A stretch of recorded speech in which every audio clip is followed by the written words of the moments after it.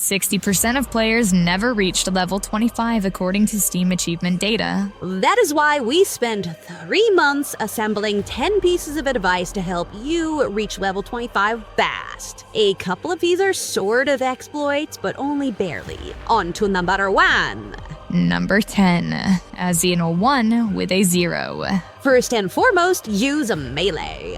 Contrary to popular belief, this is the single most overpowered skill in the game, easily capable of matching or exceeding the power of mini-nukes. Having not beaten the campaign in, how long? Ever. Yeah, that. We decided to do a full campaign survival run, during which we primarily exploited Grodmak's axe from the Hubris Comics store. When paired with the Chemist, Lone Wanderer, Rooted, Moving Target, and Blitz perks, you become an unmitigated disaster. But if being able to teleport and cast damage like pure magic isn't enough for you trash, the next step would be this minor exploit.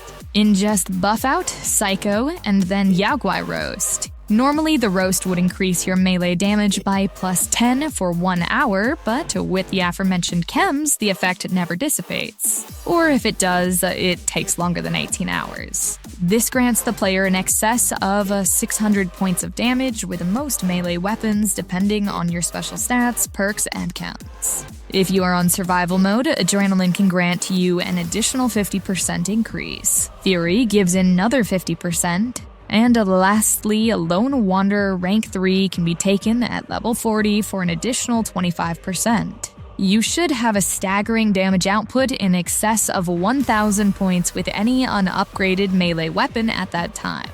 Yaogwai Roast is made with carrots, potatoes, and yaogwai meat, obviously. The vegetables can be found at Great Garden, and the meat can be obtained at the campground just before reaching the settlement. Warning, some mods, such as the unofficial patch and better locational damage, conflict with this exploit, and certain perk requirements may be needed. Here's our chart. Number 9. Intelligence isn't everything in nerds. There's a chance that having too much intelligence can inhibit your ability to thrive in power armor.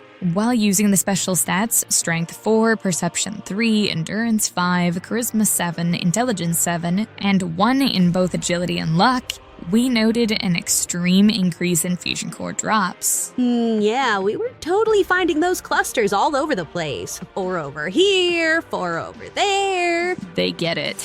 For whatever reason, this combination of stats led to us finding huge quantities in most of the green ammo boxes around the Commonwealth. This has literally been the case in every apparently unbeaten playthrough I've ever done, but Oxhorn, Maestro Outside, and Russian Bear, the Thought Impaired, have never experienced this. Give it a try and maybe you'll like it. Number 8. Compensating for your inadequate IQ, among other things, I'm sure.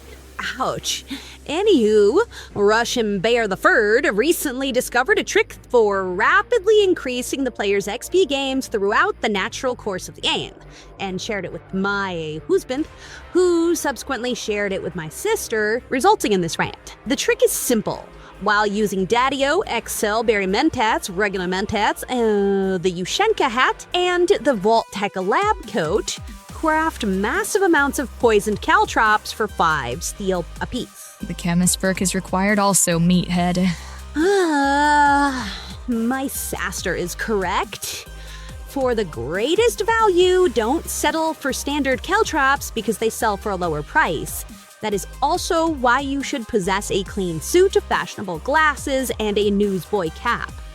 Those 3 items are very common and raise your charisma by 4 points overall, granting considerably better buying and stealing prices. If done properly, you can buy steel shipments at junk vendors like Myrna and Diamond City and convert them into poisoned caltrops. Perks. Huh? Oh, right. That is that you need to scrap every firearm you can possibly find. This grants large amounts of steel for use later. There are plenty of weapon workbenches around, so don't worry too much about your carry capacity. Number 7. Size doesn't matter.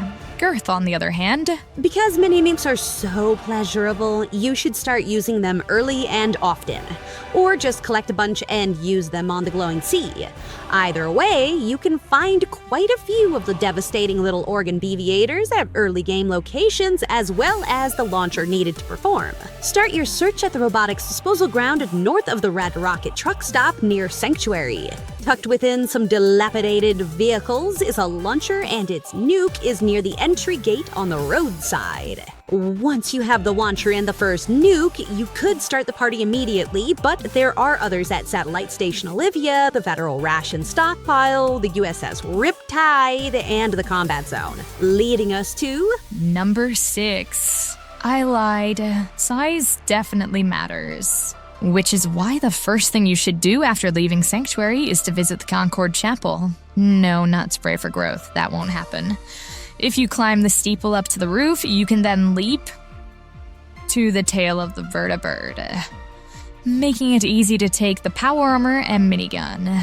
The next tip is directly related, so number 5, ejecting your ammunition. You probably never noticed this, but excluding mini nukes, every weapon has a fully loaded magazine or similar ammo holder. That means that picking up any weapon previously held by an enemy should transfer the ammunition from the firearm to your inventory. So even if you scrap or drop the weapon, you get the ammo. This is especially helpful to know in the case of miniguns because enemies like Ak will be holding 500 bullets. That's also a lot of caps if you opt to sell them, right, little sister? Yes, indeed. You're up, crazy cakes. How about it? Yeah, just remind me, what am I talking about again? Number 4. I'm tired and my sister needs nourishment. Why not cook her something sweet? Did you just say meat? No. Little sister, I would love some meat. I said sweet, not meat. Perhaps a deathclaw steak then? Or maybe a little blood bark? Oh, no, neither. What you need today is a steam wing fillet. Indeed. Obviously, we're saying you stupid should cook everything you can in game. It increases your XP gains and can make the game exponentially easier, especially early on. Number 3. Don't be afraid to party. It is only a video game after all, and there are many fun chems and alcoholic beverages to enjoy. Not only that, but they can be an excellent source of income, both in the forms of XP and caps. Here are a couple of things to note about cooking chems. Jet can be crafted with a simple combination of fertilizer and plastic, and Psycho can with acid, circuitry, hub flour, blood packs, and steel. Steel being the priority. Then you can combine the two for an ultimate combo that slows time, increases damage resistance, and damage output. It's called Psycho Jet. If you combine chem-resistant chemist of the perk Party Boy or Party Girl respectively, and a variety of foods, chems, and alcohol, you can very easily become effectively invulnerable. Number 2, manufacturing munitions. No insults this time, and it is really only important if you're playing the game on survival mode or in the early game when ammunition is scarce for some reason. I don't know why they don't sell much of it. Or, like I said, in survival mode where you're traveling to and fro and it's a chore. You know you can just read the script, right? You don't have to memorize it. Yeah, I know. That was really off script. To begin, acquire Science and Gun Nut ranks 1, venture to the power section and locate manufacturing, and then machinery. Then I believe it is in miscellaneous, connect a terminal to the same power grid. For whatever reason, it doesn't work for my sister when connected to the machinery directly. Then just collect any materials you can with an eye out for lead, copper, steel, and fertilizer, or purchase shipments. Here are 3 locations where you may find large quantities of lead and 3 where shipments may be purchased. First, the Scavenged. Near Diamond City is Hardware Town. You may know it for the woman attempting to lure players inside.